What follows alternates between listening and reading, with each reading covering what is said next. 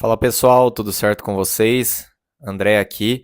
E no vídeo de hoje eu vou falar um pouco a respeito do processo de tomada de decisão e de como você pode aplicar um framework simples para você poder fazer a sua tomada de decisões.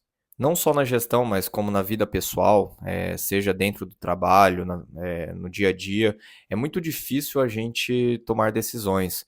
Até eu vou fazer um outro vídeo entrando mais a fundo no porquê que a gente se sente tão desconfortável ao tomar decisões, mas o que eu quero trazer para esse vídeo de hoje é um processo que eu acabei pensando, refletindo, de como eu tomo decisões e de como esse processo como um todo pode ser aprendido e desenvolvido por qualquer pessoa.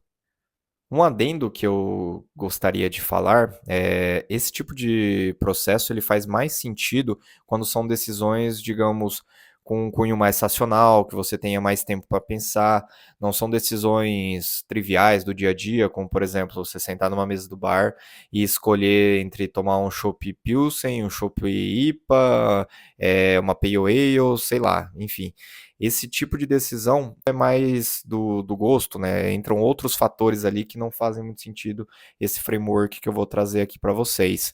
Entretanto, em tomada de decisões racionais que você tem ali como pensar para tomar uma decisão, realmente aí dá para você aplicar ele também. Um outro ponto que eu gostaria de colocar é que decisões racionais cabem mais dentro dessa estrutura. Quando a gente fala ali de situações em que você está com o emocional em jogo, pode ser difícil você aplicar isso, tá? Eu até passei por algumas situações ultimamente que eu falei, pô, eu errei nessa tomada de decisão. E por que que eu errei? Porque na hora ali, digamos, de uma discussão, na hora de um problema que aparece e você não estava esperando, né? Realmente um imprevisto, surge alguma coisa ali do nada, você, para parar e fazer esse tipo de tomada de decisão já fica mais difícil. Então você começa a ter que ter outras formas ali para você não errar tanto. Já quando você tem um tempo para tomar decisões e, pô, eu vou fazer isso aqui, aí vai caber bastante o que eu vou trazer aqui para vocês hoje. Sem mais delongas, apresentando qual que seria essa estrutura, tá? Ela parte do decidir é foda. E quando eu falo foda, é de dificuldade mesmo, tá? Não sei se o YouTube consegue entender que é um palavrão ou não. Quando eu escrevi em texto, eu coloquei até de uma forma para tentar não dar a conotação ali dessa palavra. Mas realmente ali quando a gente toma uma decisão ali é difícil, é complexo, então por isso que ficou esse acrônimo. Começando pelo F, o que, que seria o F do pi? É, Vamos começar pelo F, tá? O que, que seria o F? Seriam as fontes. Quando você vai tomar uma decisão, você tem um processo ali que você vai entrar em um estado de tomada de decisão, você vai precisar levantar todas as informações possíveis sobre aquele tema ou sobre aquela situação. Então você vai vasculhar ali no histórico, você vai conversar com pessoas que possam ter passado por situações semelhantes, pesquisar bastante, tá? Isso eu falo na internet, em outras fontes, livros, todos os lugares que você encontre informações, fontes que vão te ajudar nessa tomada de decisão. Depois de levantada essas informações, você vai passar para o O, que é de opções. E como que você pode levantar essas opções? Você pode pegar todas essas informações e pensar ali em decisões que você poderia tomar. Eu tenho uma situação A, eu posso ir pelo caminho B, C, D e E. Eu tenho uma situação aqui e eu tô com essa e essa e essa e essa e essa possibilidade. Você vai levantando, escrevendo ali possibilidades que você tenha em mente. Depois de ter levantado todas elas, você vai ter que entender ali qual dessas opções realmente faz sentido. Eu oriento você a colocar entre 3 a 5 opções no máximo, tá? Menos que isso fica um pouco mais complexo de você tomar alguma decisão, porque aí você tem uma ou duas opções, as chances ficam muito. Uma é você tem que acertar e pronto. Duas, você ainda tá ali numa chance dividida ali, um ou outro. Porém, quando você tem de 3 a 5, você tem mais opções para decidir, porém não é um número tão grande a ponto de ficar inviável de você fazer o processo como um todo, tá? Então, mantenha entre 3 a 5 opções. Com essas opções em mãos, você agora vai colocar ali os prós e contras de cada uma, tá? Sabe aquelas coluninhas que você coloca de um lado prós e contras? Você vai pegar para todas as opções que você levantou e fazer isso dos prós e contras. Se você puder, se você tiver esse tempo, escreva e depois sai para caminhar, para fazer alguma outra coisa e depois volte para esse papel ou para o computador e verifique o que você colocou nos prós e contras, porque se você deixar um tempo ali para você pensar, para você analisar, pode ser que você coloque mais algumas coisas e tire outras. Então você consegue ter um processo mais refinado. Agora que você tem todos os prós e contras dessas opções, a gente vai passar para a letra D, que é a letra de definição. Aqui você vai realmente partir para a tomada de decisão.